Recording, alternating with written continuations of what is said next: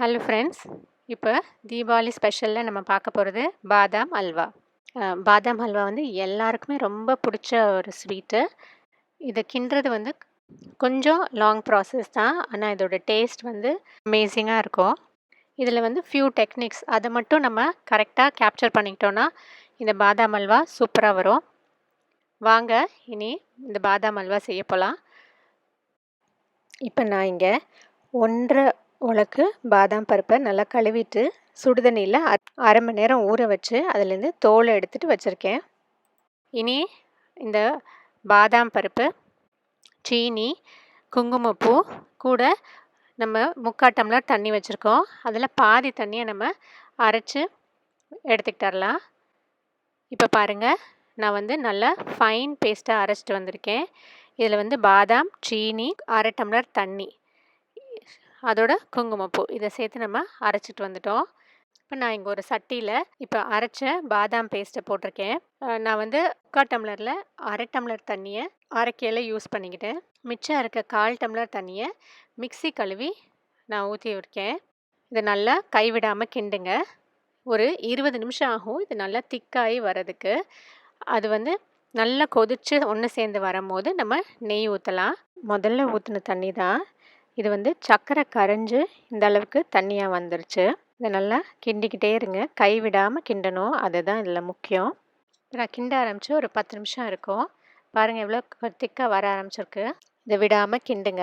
20 நிமிஷம் இருக்கும் நம்ம கிண்ட ஆரம்பித்து. இப்போ பாருங்கள் நல்லா கொதிச்சு வந்துடுச்சு. இப்போ நான் கொஞ்சம் நெய் ஊற்றுறேன். கைவிடாமல் கிண்டணும், நல்லா திக்காகிக்கிட்டே வரும். இன்னொரு 20 நிமிஷம் நல்லா கிண்டிக்கிட்டே இருங்க. நடுவில் நெய் சேர்த்துக்கிட்டே வாங்க. இனி 20 நிமிஷம் கழித்து பார்ப்போம். இப்போ 20 நிமிஷம் ஆச்சு. பாருங்கள் எவ்வளோ ஃப்ளஃபியாக வந்துருச்சுன்னு. இப்போ இந்த மாதிரி அல்வாக்கெலாம் வந்து நெய் ஊற்றாமல் அல்வா நல்லா வராது. அதனால் கொஞ்ச நேரத்துக்கு ஒருக்கா நெய் ஊற்றி கிண்டுங்க.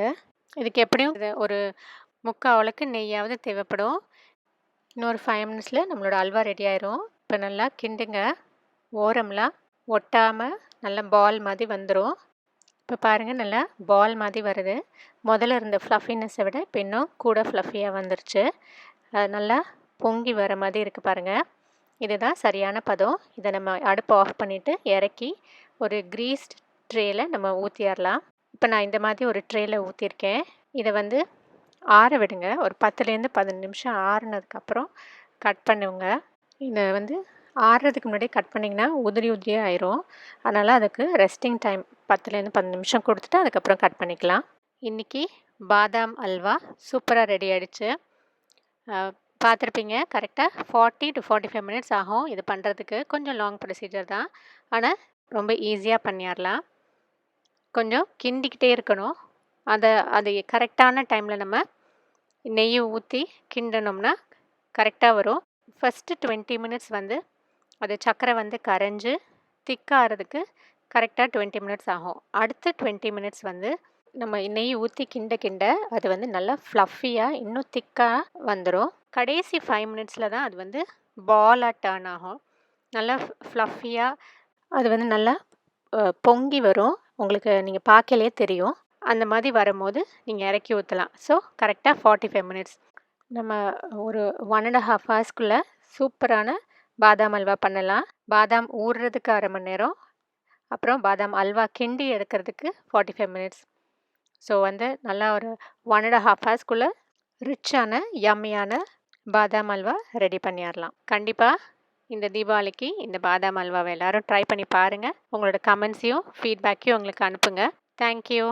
உங்களுக்கு இந்த வீடியோ பிடிச்சிருந்தா லைக் பண்ணுங்கள், ஷேர் பண்ணுங்கள், சப்ஸ்கிரைப் பண்ணுங்கள், மறந்துடாமல் பெல் ஐக்கானை ப்ரெஸ் பண்ணுங்கள். நன்றி, வணக்கம்.